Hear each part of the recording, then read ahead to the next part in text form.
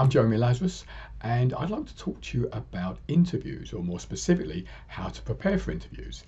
Now, I went to a family event quite recently, and some of my cousin's children said to me, Uncle Jeremy, they call me Uncle Jeremy, even though I'm not their real uncle. Uncle Jeremy, I know the kind of work you do. Can you help me prepare for an interview? And it got me thinking that it's not just my relatives who prepare for interviews. Obviously, quite a lot of my clients have prepared for interviews. A lot of the people in my training courses prepare for interviews. So if you're in that situation, or perhaps you know someone who is going for an interview, or you're a coach and you want to help him or her prepare for an interview, then here are some tips that you might find useful. And the first few tips are going to be pretty straightforward, I'm sure, very obvious, and others are not quite so obvious.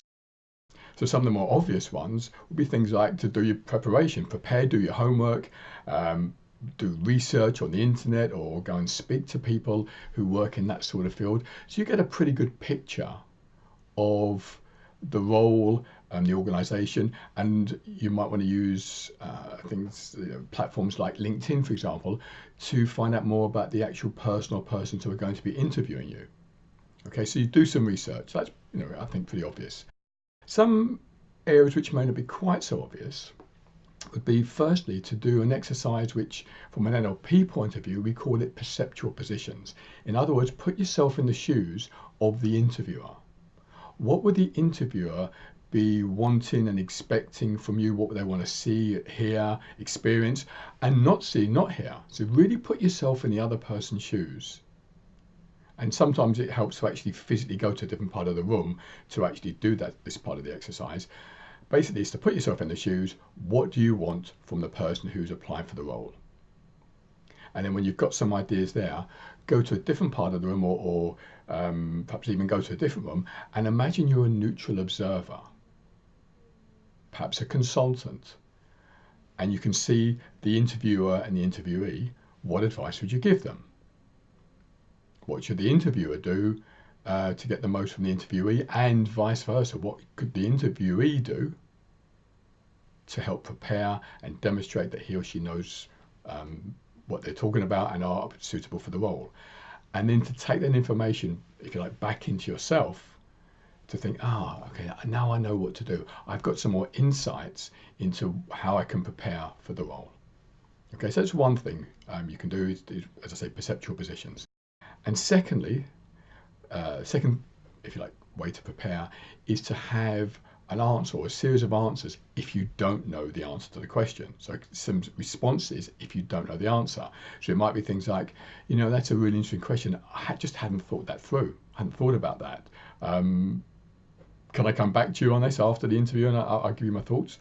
That could be one example. Another one could be, I hadn't thought this through off the top of my head. My first thought is, and then whatever the answer is.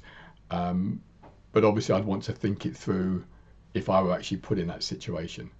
So those are a couple of examples of responses, and by all means come up with your own answers. The key thing is to be clear, or to know how to respond if they ask you a question which, if you like, stumps you temporarily.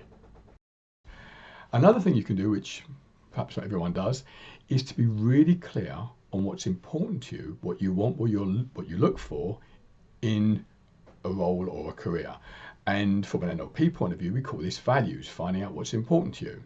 And if you're really clear about what's important to you, and certainly the key aspects of what's important to you, your key values in the context of work, career, job, and you know what you mean by that. So for example, if you want variety, if that's one of your key values, or challenge, or recognition, you can then ask questions in the interview which is going to help you to find out whether your values are going to be met.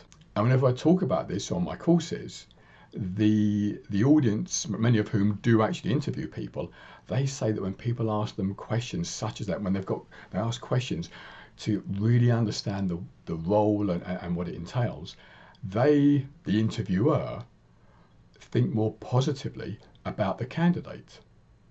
So as the candidate, make sure that you ask questions that help you not just understand about the role generally, but specifically to let you know whether it's going to fulfill what you want from from that career or that job or that post.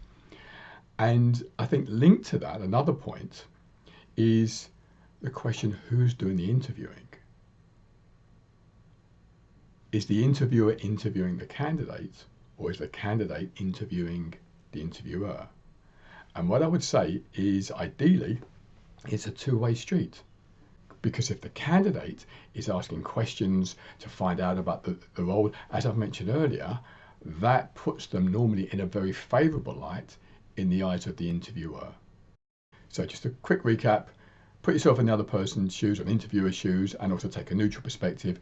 Be really clear on your values and what you mean by that. So if you know variety is important to you, be really clear what you mean by variety, and then ask questions to find out whether your values will be met, and if you like, interview the interviewer.